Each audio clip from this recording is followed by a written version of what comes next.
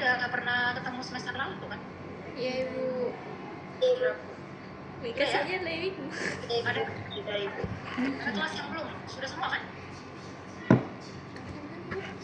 Sudah semua kita ketemu. Ketemu langsung ya, jadi tidak? nggak usah perkenalan ya. Tapi itu bagus sudah kenal.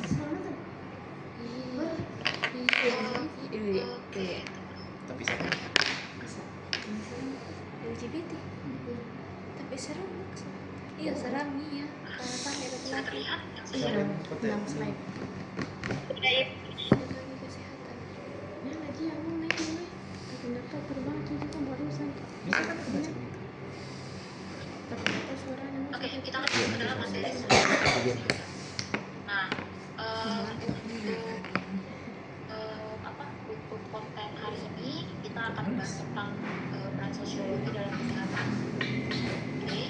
Kemudian konsep utama sosiologi kesehatan dan peran sosiologi di kesehatan. Mencatat. Oke.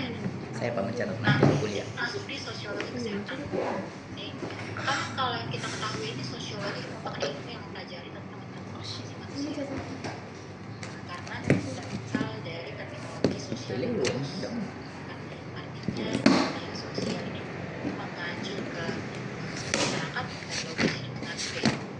Berarti sosiologi kesehatan ini merupakan cabang sosiologi yang mempelajari interaksi antara masyarakat dan kesehatan, termasuk etika, pelayanan kesehatan dan perilaku kesehatan.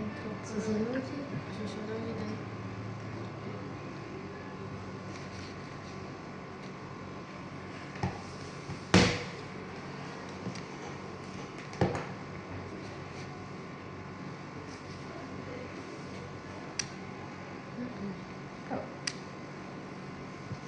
Oke, sorry tadi.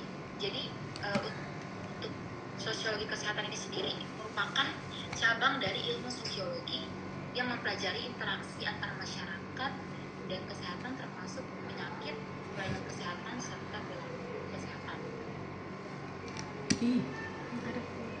Nah, Tidak mau. sosiologi dalam kesehatan itu sendiri yang pertama adalah mempelajari distribusi penyakit di masyarakat. Oke, seperti yang tadi sedikit saya bahas ya kan, masalah teman-teman memproyeksikan angka kesehatan ya kan, angka kesakitan. Nah, ini merupakan bagian dari bagaimana teman-teman nanti akan mempelajari distribusi penyakit di masyarakat. Nah, kaitannya sama sosiologi kesehatan itu apa? Jadi memang untuk di beberapa daerah, ya kan? Untuk beberapa daerah itu kan ada beberapa daerah yang punya penyakit Terus nggak bahas. Oke. Jadi beberapa daerah ini punya penyakit endemik di daerah tersebut. Nah, sosiologi kesehatan ini perannya di sini adalah mempelajari bagaimana proses penyebaran penyakit dalam masyarakat atau di daerah tersebut. Seperti itu ya. Oke. Kemudian yang kedua, mengidentifikasi faktor sosial yang mempengaruhi kesehatan. Nah, tadi kan saya udah mention juga untuk pembahasan soal kesenjangan atau stratifikasi sosial ya. Jadi dan determinan sosial terhadap kesehatan. Jadi memang beberapa faktor sosial itu yang mempengaruhi kesehatan. Misalnya ini, kondisi kesehatan di desa dan di kota itu tidak bisa disamakan karena yang pertama akses pelayanan kesehatan tentu saja itu jauh lebih dekat kalau di kota. Oke.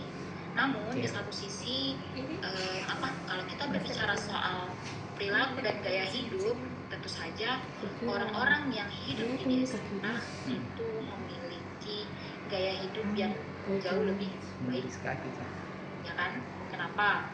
Karena pertama mereka tidak terlalu banyak terpapar gadget, tidak sebanyak orang di kota. Teman-teman mungkin yang yang sering ini ya, yang sering pulang kampung, ya kan? Mungkin perhatikan orang-orang di kampungnya, ya jarang, apalagi kalau misalnya yang yang bertani gitu. Andai kan pun nggak bertani, mungkin mereka lebih banyak ikut acara-acara di desa, gitu ya, sebagai bentuk interaksi mereka. Beda kalau kita di kota, gitu ya. Kemudian yang ketiga, analisis kebijakan kesehatan dan dampaknya pada masyarakat.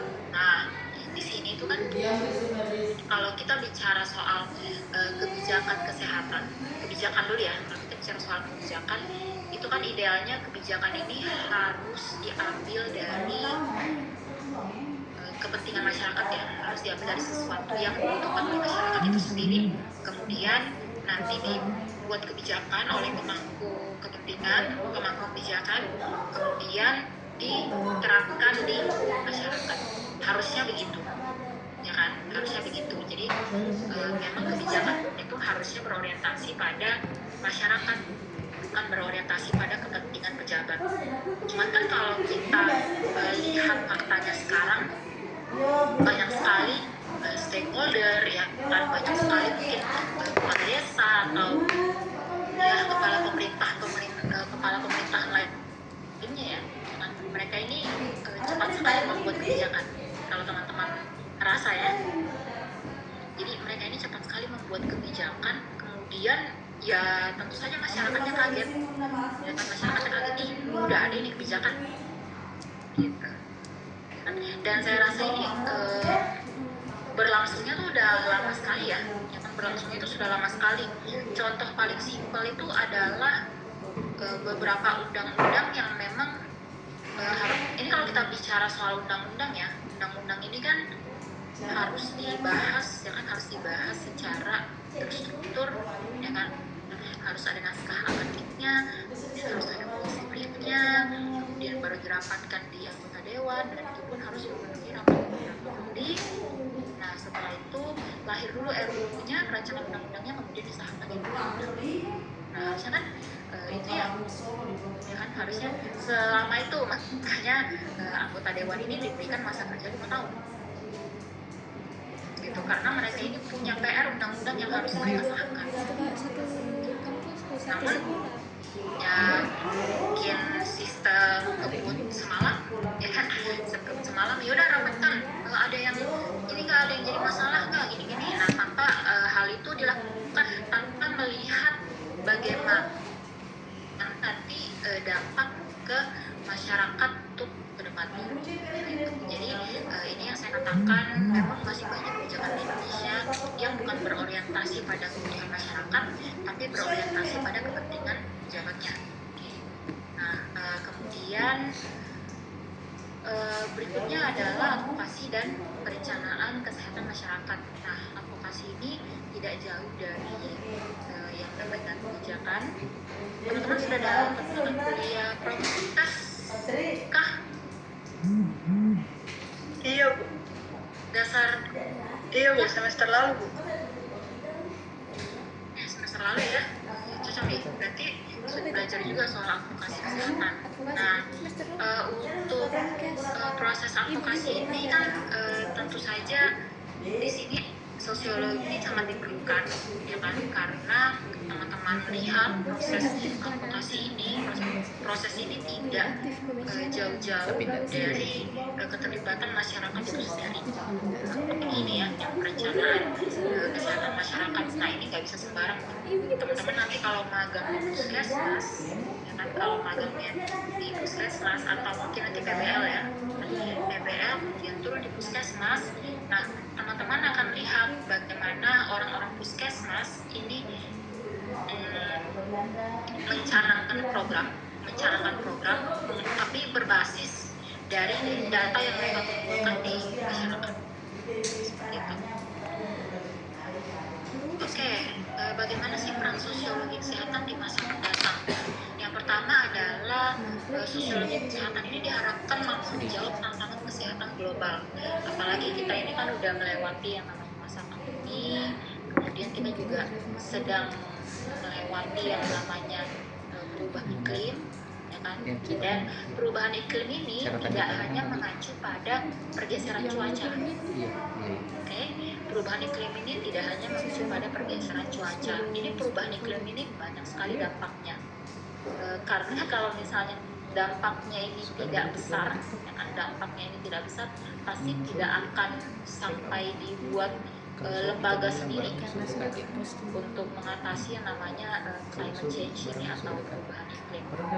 Nah, hampir mirip sama kayak pandemi, namun pandemi kemarin ini kan ya, kalau pandemi ini kan ada masa ininya ya, ada masa-masa berlakunya gitu, masa-masa di mana manusia ya harus bertahan dan melewati masa pandemi ini.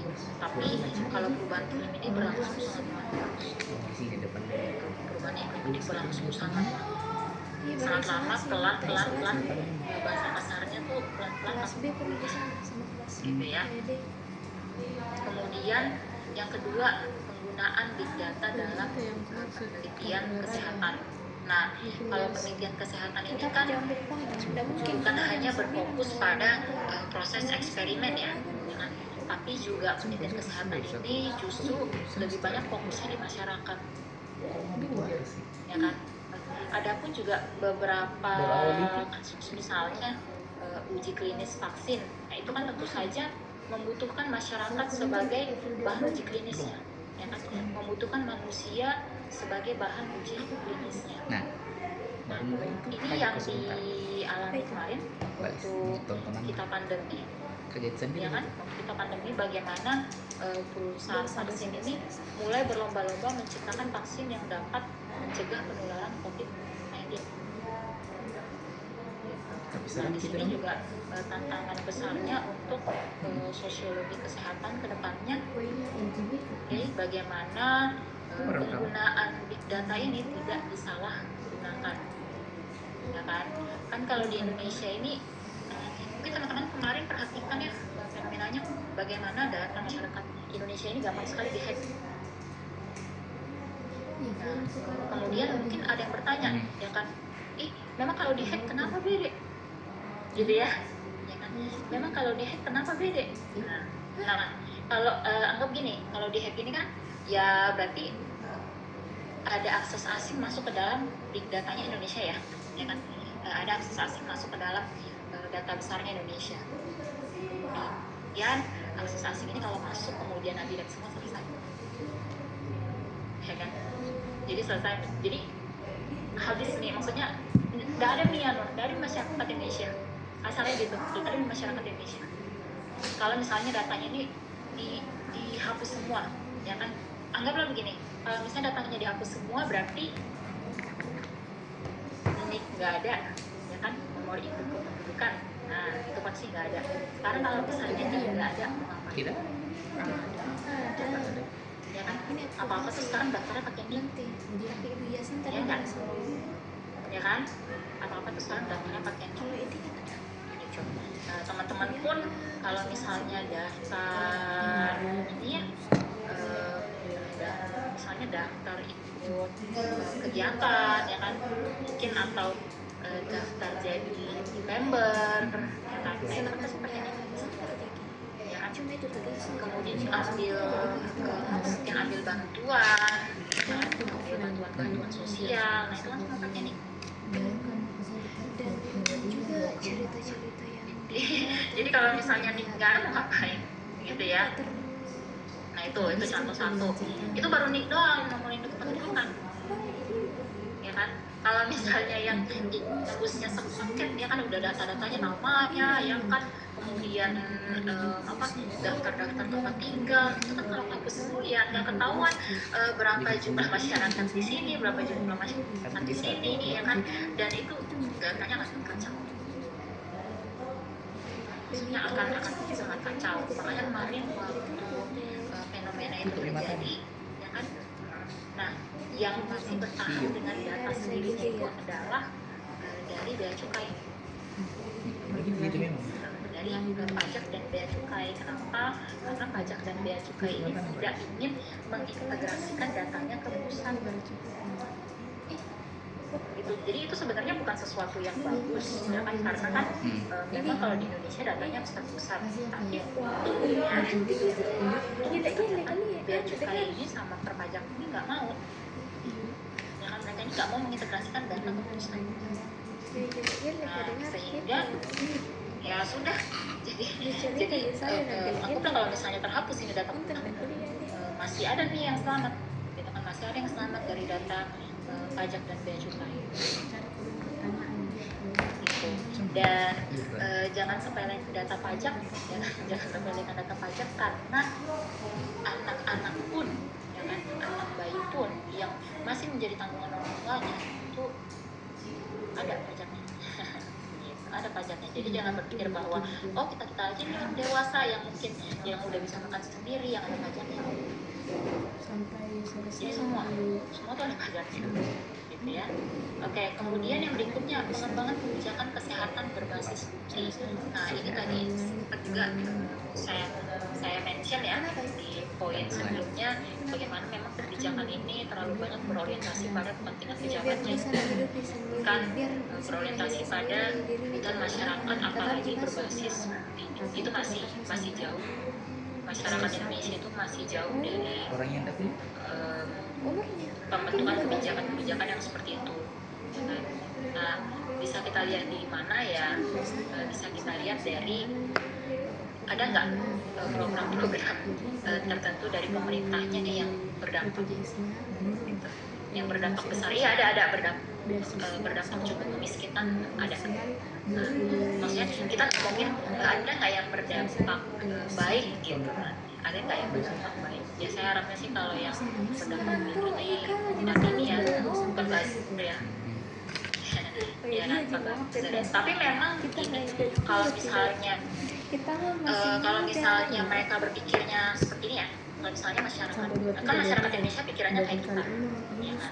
Tapi kalau mungkin pejabatnya berpikir bahwa ini masyarakat Indonesia dikasih kebijakan A protes, dikasih kebijakan B protes, ya kan, gitu.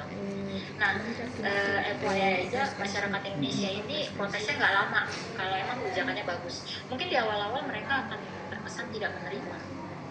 Dan dari BPJS-nya itu kalau langsung diterima baik oleh masyarakat Indonesia. Kenapa? Karena balik lagi tingkat kepercayaan masyarakat pada pejabat ini masih sangat rendah. Ya.